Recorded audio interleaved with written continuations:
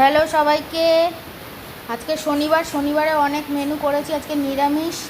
এখানে বেড়ে নিয়েছি দেখো ভাত, আর এখানে টিফিনে দিয়েছি ইঁচড়ের তরকারি, আর গন্ধরাজ লেবু কাটা আছে, সাথে রুটি,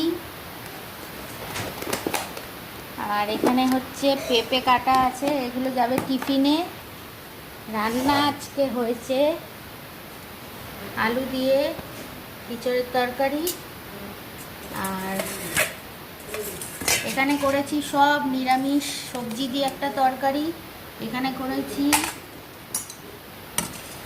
লাউ আর উচ্ছে দিয়ে ডাল, আর আরেকটা পদ হচ্ছে এখনো সেটা রেডি হয়নি, সেটা চলছে এখনো রান্না। পটল পোস্তটা বার করতে হচ্ছে। এখানে পটল পোস্ত সর্ষে নিরামিষ।